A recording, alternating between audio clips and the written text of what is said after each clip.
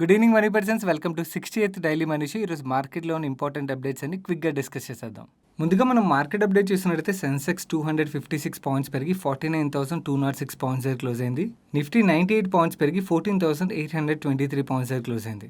Results వీక్గా రావడం and auto సేల్స్లో నెగిటివ్ ఇంపాక్ట్ పడడంతో Tata consumer and auto related stocks ఏవైతే ఉంటాయి ఇవన్నిటి మీద ప్రెషర్ అయితే కనబడింది ఈరోజు సెషన్లో.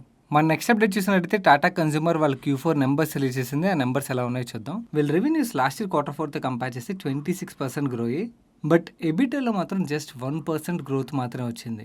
అండ్ ఈవెన్ మనం ప్రాఫిట్ బిఫోర్ ట్యాక్స్ నెంబర్ చూసినా కూడా జస్ట్ 6% గ్రోత్ మాత్రం మనకు కనబడుతుంది. ప్యాట్లో 366% గ్రోత్ కనబడుతుంది. కానీ మీరు ఇక్కడ అబ్జర్వ్ చేసినట్టయితే లాస్ట్ ఇయర్ Q4లోని ఎక్సెప్షనల్ ఐటమ్ లాస్ ఏదైతే ఉన్నదో చాలా ఎక్కువ ఉండడం వల్ల ఈ ప్యాట్లో 366% గ్రోత్ కనబడుతుంది. కానీ వీళ్ళు యాక్చువల్లీ ఎబిటాలోని కానీ ప్రాఫిట్ బిఫోర్ ట్యాక్స్ నెంబర్లో కానీ ఈ Q4లో అయితే పెద్దగా గ్రోత్ అయితే డెలివర్ చేయలేకపోయారు. అండ్ వీళ్ళు ఈ క్వార్టర్ పర్ఫార్మెన్స్ ని మనం సెగ్మెంట్ వైజ్ బ్రేకప్ చేసి చూసినట్టయితే వీళ్ళ ఇండియన్ బెవరేజెస్ సెగ్మెంట్ ఏదైతే ఉన్నదో దీంట్లో రెవెన్యూస్ లో 60% గ్రోత్ వచ్చింది. బట్ ప్రాఫిటబిలిటీ చూడండి 40% లాస్ కనబడుతుంది. దీనికి మేజర్ కారణం మేనేజ్మెంట్ ఏం చెప్తుందంటే వీళ్ళు బెవరేజెస్ సెగ్మెంట్ లో మేజర్ గా యూజ్ చేసేది టీ కదా. సో ఆ టీ లీవ్స్ ఏవైతే ఉంటాయి ఆ లీవ్స్ ఒక ప్రైస్ బాగా పెరిగిపోవడంతో యాక్చువల్ వీళ్ళ ప్రాఫిటబిలిటీ మీద ఇంపాక్ట్ పడిందని చెప్పి మేనేజ్మెంట్ చెప్తుంది. ఇండియన్ ఫుడ్ బిజినెస్ విషయంకి వచ్చినట్టయితే రెవెన్యూస్ లో 22% గ్రోత్ డెలివర్ చేశారు. ప్రాఫిటబిలిటీలో ఏకంగా 52% గ్రోత్ డెలివర్ చేశారు. ఇంటర్నేషనల్ బెవరేజెస్ సెగ్మెంట్ లో గ్రోత్ డెలివర్ చేయకపోగా 14% లాస్ డిక్లేర్ చేశారు.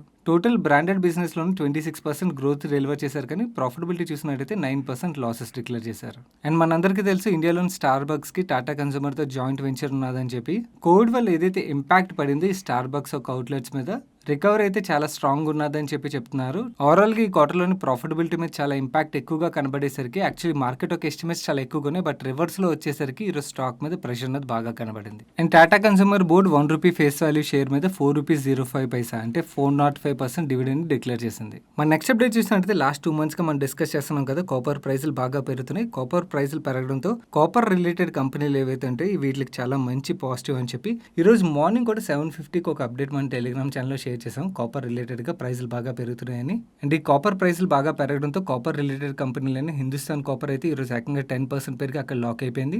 అండ్ హిందాల్కో 3.89% పెరిగింది. వేదాంత 4.63% పెరిగింది. హిందాల్కో వేదాంత కన్నా కూడా హిందుస్థాన్ కాపర్ కే ఎక్కువ పాజిటివ్ గా మనం అర్థం చేసుకోవాలి. మన నెక్స్ట్ అప్డేట్ చూసినట్టయితే మార్నింగ్ 12:47కి మన టెలిగ్రామ్ ఛానల్ ఈ ఆర్టికల్ షేర్ చేసాం. ఈ ఆర్టికల్ ఏమున్నదో మీకు ఇప్పుడు సింపుల్ గా ఎక్స్ప్లెయిన్ చేస్తాను. ఈ ఆర్టికల్ ఏం చెప్తున్నారంటే ఆత్మనిర్భర్ భారత్ మిషన్ సక్సెస్ అవ్వాలంటే అల్యూమినియం యొక్క ప్రొడక్షన్ బాగా పెరగాలి. అల్యూమినియం తయారు చేయాలంటే బాక్సైట్ కావాల్సి వస్తుంది. మన దగ్గర బాక్సైట్ ఓర్స్ సఫిషియెంట్ గా ఉన్నాయి. బట్ కానీ మనం ఇంపోర్ట్ చేసుకున్నాం. ఇంపోర్ట్ చేసుకునే బదులు మన దగ్గర బాక్సైట్ ఓర్ సఫిషియెంట్ గా ఉన్నది కాబట్టి మన దగ్గరే మైనింగ్ చేసినట్టయితే ఆత్మనిర్భర్ భారత్ మిషన్ ని సక్సెస్ చేయడానికి చాలా హెల్ప్ఫుల్ అవుతుంది. ఎందుకంటే బికాస్ వేరే సెక్టర్ లో మనం ఆటో సెక్టర్ చూసినా లేకపోతే ఎలక్ట్రానిక్స్ చూసినా ప్రతి చోట అల్యూమినియం యొక్క యూసేజ్ బాగా పెరిగింది కదా. అండ్ ఇన్ఫాక్ట్ ఈవీ బాగా హిట్ అయినట్టయితే మన ఇండియాలోని ఈవీలో కూడా అల్యూమినియం ఒక యూసేజ్ బాగా ఉంటుంది అన్నమాట. సో అందుకని బాక్సైట్ మైనింగ్ పెంచాలని చెప్పి ఆర్టికల్ ఉన్నదన్నమాట. ఈ ఆర్టికల్ రాగానే నాల్కోకి అది పాజిటివ్ అని చెప్పి షేర్ చేసాం. అండ్ ఈ నాల్కో స్టాక్ 12:30 తర్వాత ఒకసారి పెరిగి అప్పర్ సర్క్యూట్ లో లాక్ అయిపోయింది. మన నెక్స్ట్ అప్డేట్ చూసినట్టయితే మార్నింగ్ 8:28కి ఈ అప్డేట్ మన టెలిగ్రామ్ ఛానల్లో షేర్ చేసాం. క్యూపిడ్ కి ఉత్తరప్రదేశ్ మెడికల్ సప్లైస్ కార్పొరేషన్ నుంచి 10.5 crores COVID-19 ఒక ర్యాపిడ్ టెస్ట్ కిట్స్ ఆర్డర్ వచ్చిందన్నమాట. అండ్ ఈ అప్డేట్ రావడంతో ఈరోజు సెషన్ లో ఈ స్టాక్ చాలా పాజిటివ్ గా ట్రేడ్ అయింది. క్యూపిడ్ అనగానే నాకు ఒక ఇంపార్టెంట్ పాయింట్ గుర్తొస్తుంది. కపుల్ ఆఫ్ ఇయర్స్ బ్యాక్ ఈ స్టాక్ నా చాలా ఫిల్టర్స్ లోకి వచ్చి నేను ఫుల్ ఫ్లెజ్ రీసెర్చ్ అయితే చేశాను. రీసెర్చ్ చేసి మొత్తం ఫైనలైజ్ చేసిన తర్వాత లాస్ట్ లో డ్రాప్ అయిపోయాను. ఎందుకంటే బికాస్ ఈ కరెంట్ మేనేజ్మెంట్ ఏదైతే ఉన్నదో ఈ మేనేజ్మెంట్ చాలా చాలా మంచి మేనేజ్మెంట్. బట్ కానీ ప్రాబ్లం ఏంటంటే ఈ మేనేజ్మెంట్ కి సక్సెషన్ లేదన్నమాట. సో సక్సెషన్ లేని బిజినెస్ ఈజ్ రిస్కీ బిజినెస్ కదా.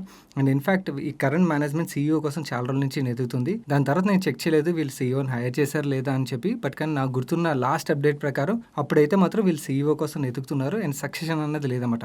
సో ఆ సక్సెషన్ ఛాలెంజ్ కనబడడం వల్ల ఈ స్టాక్ లో నేను ఇన్వెస్ట్ చేయలేదు. బట్ కానీ వీళ్ళ ప్రొడక్ట్స్కి అయితే ఆఫ్రికన్ రీజన్ లో చాలా చాలా మంచి యాక్సెప్టెన్స్ అయితే ఉన్నది. మన నెక్స్ట్ అప్డేట్ చూసినట్టయితే మార్నింగ్ అరౌండ్ 10:47కి అప్డేట్ షేర్ చేసాం. టాటా మోటార్స్ నుంచి అప్డేట్ వచ్చింది. వీళ్ళు ఏం చెప్తున్నారంటే టాటా మోటార్స్ యొక్క ప్యాసింజర్ వెహికల్ ప్రైజెస్ ఏవైతే ఉంటాయో వాటిని 1.8% పెంచుతున్నాం అని చెప్పి చెప్తున్నారు.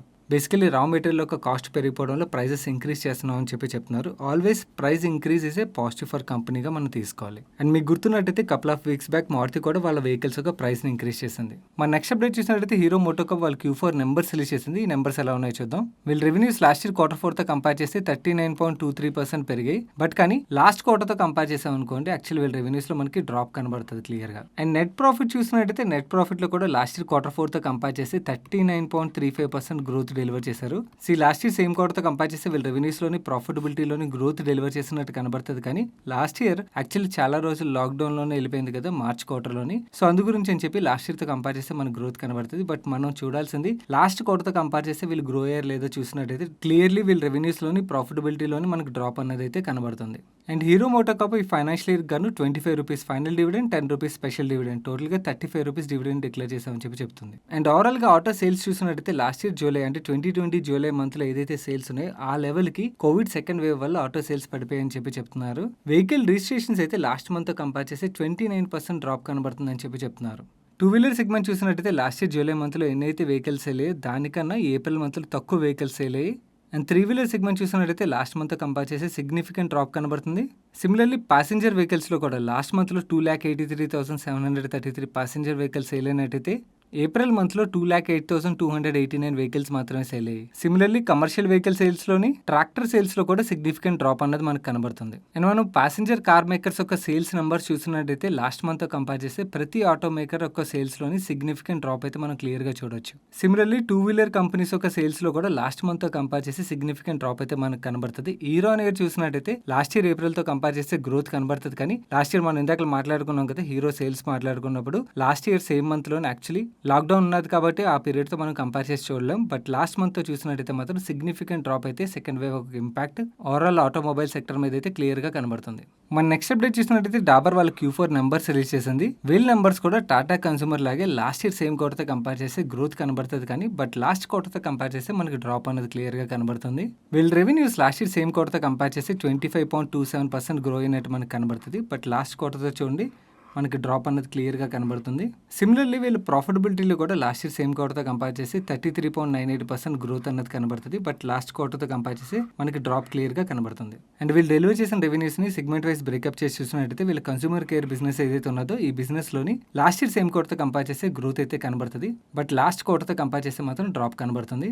అండ్ వీళ్ళు ఫుడ్ బిజినెస్లోని లాస్ట్ ఇయర్ సేమ్ క్వార్టర్తో కంపేర్ చేసిన లాస్ట్ క్వార్టర్తో కంపేర్ చేసిన ఇంప్రూవ్మెంట్ అనేది కనబడుతుంది. మిగిలిన అన్ని సెగ్మెంట్స్ చాలా చిన్న సెగ్మెంట్స్ ఈ కంపెనీకి. అండ్ ఓవరాల్గా డాబర్ బోర్డ్ ₹1 ఫేస్ వాల్యూ ఉన్న షేర్ మీద 300% అంటే ₹3 పర్ షేర్ డివిడెండ్ డిక్లేర్ చేసింది. మన నెక్స్ట్ అప్డేట్ చూసినట్టయితే polysilicon, glass and silver prices పెరిగిపోవడం వల్ల వరల్డ్లోని one of the largest solar cell manufacture అయిన Longi green technology company limited వాళ్ళ ప్రైజెస్ పెంచబోతున్నాం. అండ్ అలాగే ఎగ్జిస్టింగ్ కాంట్రాక్ట్స్ ఏవైతే ఉంటాయో వాటిని కూడా రీనెగోషియేట్ చేస్తామని చెప్పి చెప్తున్నారు. అండ్ ఓవరాల్గా 35% వరకు సోలార్ మాడ్యూల్స్ యొక్క ప్రైజులు పెరగచ్చు అని చెప్పి చెప్తున్నారు అనమాట.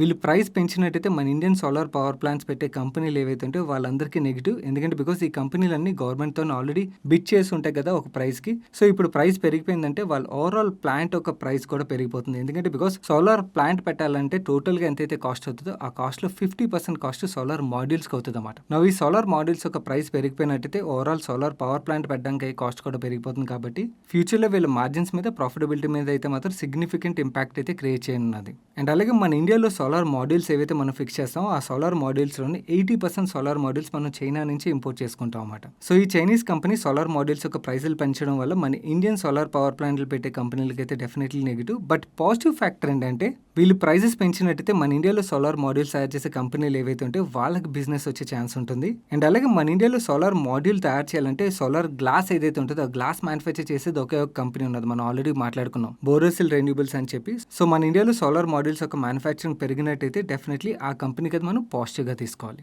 మన నెక్స్ట్ అప్డేట్ చూసినట్టయితే రాజస్థాన్ గవర్నమెంట్ May 10th నుంచి May 24th వరకు స్ట్రిక్ట్ లాక్డౌన్ అయితే అనౌన్స్ చేసింది. ఈ రాజస్థాన్లో లాక్డౌన్ విధించడం వల్ల ఏయూ స్మాల్ ఫైనాన్స్ బ్యాంక్ మీద అయితే బాగా ఇంపాక్ట్ క్రియేట్ చేయనున్నది. ఎందుకంటే బికాస్ వీళ్ళు 43.6% బ్రాంచెస్ రాజస్థాన్లో ఉన్నాయి. అండ్ వీళ్ళు 26% ఆఫ్ లైబిలిటీ బుక్ రాజస్థాన్ నుంచి వస్తుంది. అండ్ 40% ఆఫ్ అసెట్స్ రాజస్థాన్ నుంచి వస్తాయి అన్నమాట.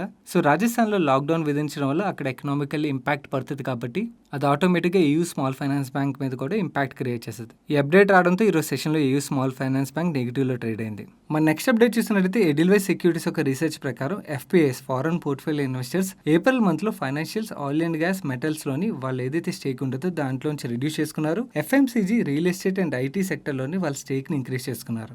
సో ఎక్కడెక్కడైతే ప్రైసెస్ బాగా పెరుగుతున్నాయో అక్కడ నుంచి వాళ్ళ స్టేక్ని రెడ్యూస్ చేసుకుంటున్నారు. అండ్ ఎక్కడెక్కడైతే ప్రైసెస్ కరెక్ట్ అవుతున్నాయో అక్కడ వాళ్ళ స్టేక్ని ఇంక్రీజ్ చేసుకుంటున్నారని చెప్పి మనం అర్థం చేసుకోవచ్చు.